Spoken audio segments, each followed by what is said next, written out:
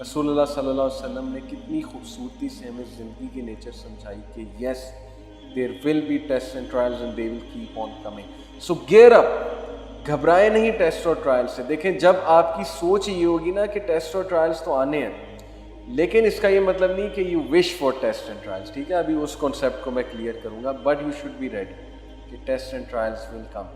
اللہ سے عافیت ہی مانگے. اب اللہ سبحانہ تعالیٰ سے یہی دعا مانگے, ربنا آتنا فی الدنیا حسنۃ وفی الآخرۃ حسنۃ وقنا عذاب النار. But since life it self is a test, so yes they can come. جب آپ اس مائنڈ سیٹ کے ساتھ ریڈی ہو کے زندگی گزاریں گے تو آپ بہادر بنیں گے, اور یہ بہادری اللہ سبحانہ و تعالیٰ کی طرف سے آئے گی, اور اللہ تعالیٰ بے شک ان امتحانات میں آپ کے لیے بہت سی ایز کریٹ کرے. سو اسلامی طرز حیات, نظریہ حیات کیا ہے؟ یہ پروفٹ صلی اللہ علیہ وسلم نے بتایا کہ ڈیتھ ہمیں ہر طرف سے گھیری ہوئی ہے, اور پھر انسان پہ ٹیسٹ اور ٹرائلز آئیں گے. اور پھر کتنی خوبصورت بات بتائی کہ انسان, وہ جو lines out side the square لائی کر رہی ہیں نا, وہ انسان کے فالس ہوپس ہیں, جو اس کے لیز آف لائف اور اسکوپ آف لائف سے باہر کی چیزیں, یعنی وہ چیزیں وش کر رہا ہے جو ایکچولی ریئل میں نہیں ہونے والی ہیں. اس لیے انہی فالس ہوپس کے ساتھ اگر وہ زندگی گزار دیتا ہے تو جیسے جیسے وہ فالس ہوپ کے قریب جاتا ہے, یعنی فالس ہوپ اسکوائر کے آؤٹ سائڈ لائی کر رہے ہیں نا, یعنی یہ اگر اسکوائر کی ایک سائڈ ہے, جیسے جیسے وہ فالس ہوپ کے قریب جا رہا ہے, جو کہ فالس ہوپس ادھر ہیں, تو وہ ڈیتھ کے قریب ہوتا جا رہا ہے, اور اس کو پتہ بھی نہیں لگ رہا, اور ایک دم سے death will snap that person, ایک دم سے ڈیتھ آ جائے گی, اور پھر اس کو ریگریٹ ہو. ظاہر ہے کہ جب فرشتے نظر آئیں گے, اور فرشتے جب روح قبض کریں گے, اور پھر جب قبر میں آنکھ کھلے گی, اس کے بارے میں اللہ تعالیٰ کہتے ہیں الہاکم التکاثر حتی زرتم المقابر.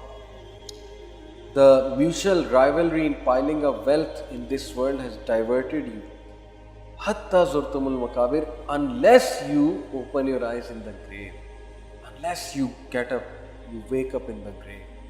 تو یس تب انسان کو پتہ لگے گا کہ میں تو غلط فلسفے کے مطابق زندگی گزارتا ہوں. میں تو یہ سمجھا تھا کہ دنیا میں آیا ہوں تو ون چانس ہے میرے پاس, اس کے بعد زندگی نہیں ملنے والی, جنت کچھ بھی نہیں ہے, یہ ایمی باتیں ہیں.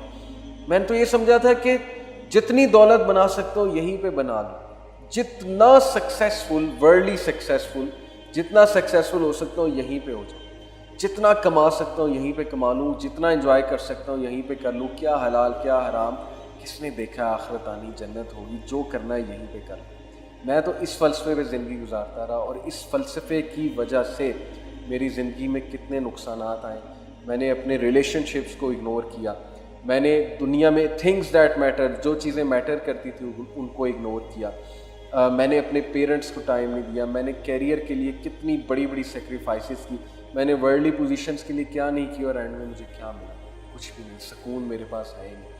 تو پروفٹ صلی اللہ علیہ وسلم نے زندگی کا فلسفہ اس حدیث میں بتا دیا کہ فالس ہوپس مت لگاؤ زندگی سے.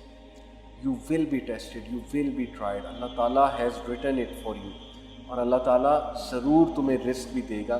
تو قبر میں جب آنکھ کھلے گی تب حقیقت واضح ہوگی, اور تب پتہ لگے گا کہ میری تو پرائیورٹیز ہی غلط تھی, میں تو غلط فلسفے کے مطابق زندگی گزارتا رہا.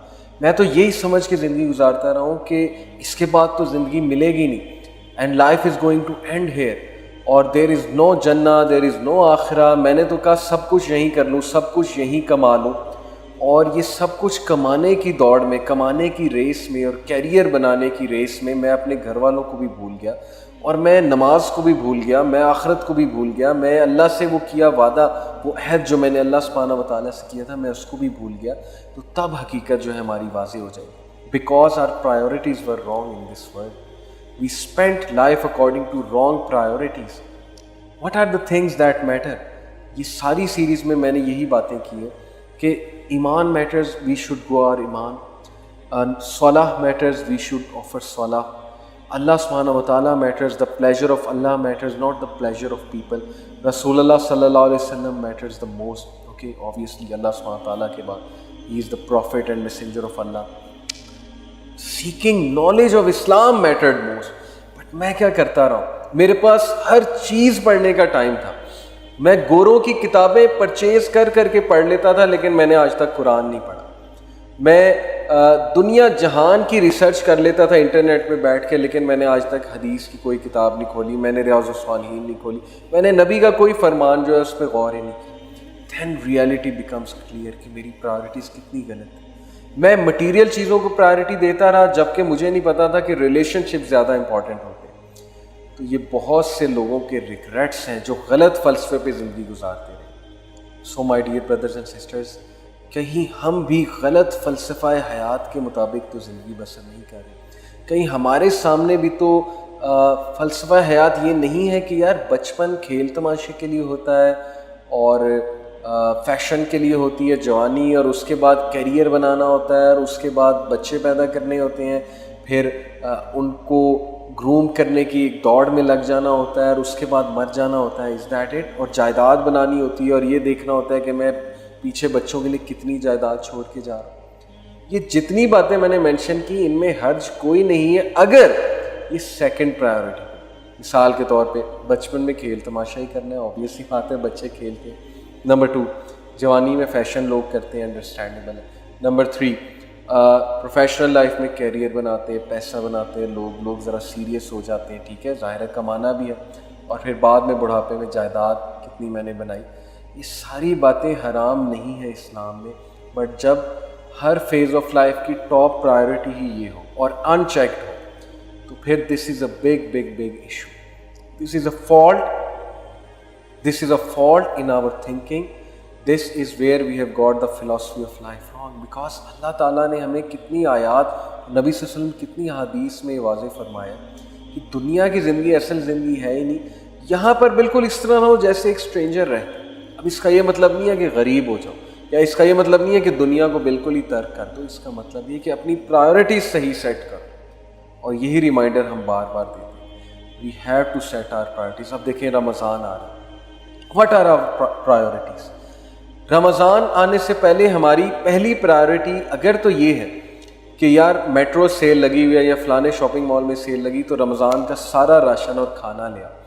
अगर तो, हालांकि इसमें हर्ज कोई नहीं है, सेल लगी है जाकर सब कुछ ले आए, लेकिन अगर पहली प्रायोरिटी ये है, बजाय कि पहली प्रायोरिटी ये होने की कि यार बैठ के ज़रा प्लानिंग करते हैं कि रमज़ान में करना क्या, इबादत क्या करनी है, सूरा कौन सी मैंने पढ़नी है, कौन सी समझनी है, कुरान कैसे ख़त्म करना है, वेयर इज़ माई प्लान, क्या मैंने कोई कमरा सजाया है नमाज में, रमज़ान में नवाफिल अदा करने के लिए, रात को इबादत करने के लिए, और मैं रूटीन कैसे सेट करूँगा, मेरी डाइट क्या होगी, एंड हाउ टू एंश्योर कि मैं मैक्सिमम गुड डीड्स करूँ रमज़ान में.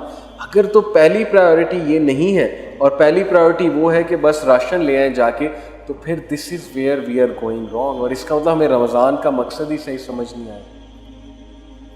So my dear brothers and sisters, we have to be sure कि क्या हम सही फ़लसफ़ा हयात के मुताबिक ज़िंदगी गुजार भी रहे हैं कि नहीं.